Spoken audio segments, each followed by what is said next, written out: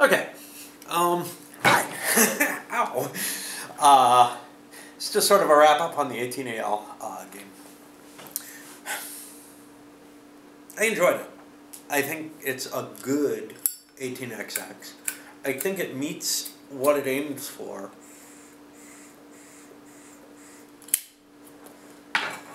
My first thought when I was questioning what it aimed for was, gee, for people who own it, what's wrong with the 1830 short game? And there's nothing. It's a good game. This sits somewhere in between the short game of 1830 and the full game. I'm not sure the 3.5, maybe with a group that pushes things nicely. 3.5 hours is easily doable. It's not that much smaller than 1830 though. It's got some nice little features though. Things that I really, really like about it. The new private companies, they're not just clones of the others. The idea of getting a new train off a private company, that's cool. The named train one, again, a cool idea. And it doesn't break the game, it's not hugely potent in either case, but they're nice little twists that I hadn't seen before, and good design decisions as far as I'm concerned.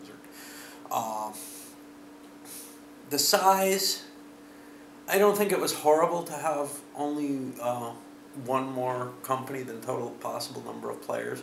I mean, 1830 has, what, 8 companies, I think, with 6 players?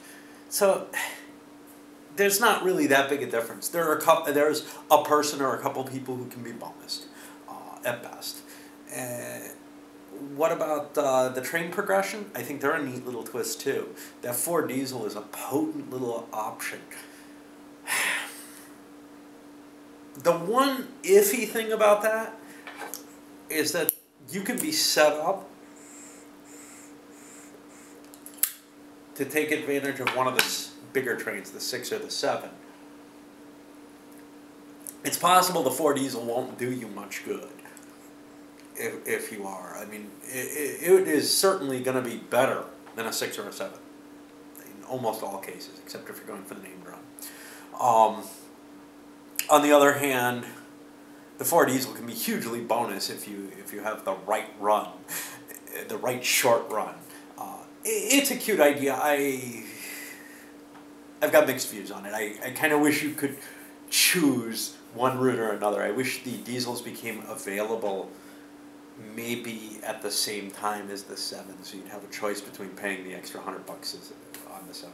I know 1830 has, once you buy a 6 train, the diesels are available, I think. I like that kind of flexibility, and this doesn't have that. And I think it's more important here because the train is significantly different. Then again, the diesel in 1830 is significantly different too. Components, that's my big gripe. I mean, nothing against the designers. They probably produced a great game on their own, but I mean, you know, my components suck. Now, I could have made much more professional components, maybe been more careful in my drawing, whatever. I put them under a table and all kind of exciting stuff like that. But, you know, it took me a couple hours at least to assemble the components. It took me, you know, a couple days worth of not having the game ready once I started working on it. From when I started printing it, you know, I mean, it sat around for months because I didn't want to face this effort. And I've got something that doesn't have a box, that's a mess. I'm sharing counters if I choose to put together 18GA. Big harsh point. How much would I have paid for a professionally put together version? Well, clearly I would have paid $40. 60? I don't know. If the components were nice, yeah. I might have questioned, though, what I'm getting. Some of the 18XX games have not thrilled me enough, and so it's kind of tricky there. Anyway, it would be nice if a real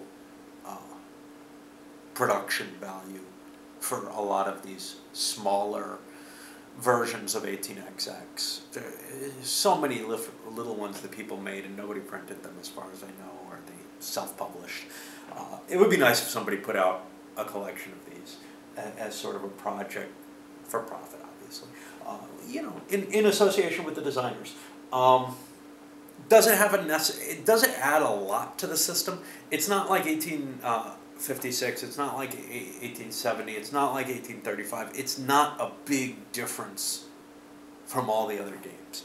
It is 1830 done over in a different scale.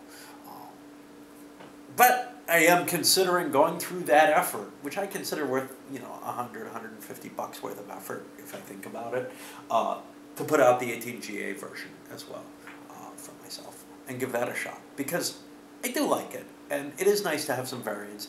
And even though it's not hugely different from 1830, I love 1830, and it's nice to have a variant of 1830. You know, some of these games, and these included, have variants if you've played them too many times.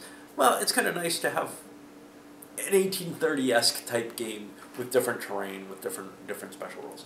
I like it a lot. Because of the components issue, etc., I'm probably going to drift around a 7, even though I think it may deserve an 8, being so similar to the 1830. All right, cheers.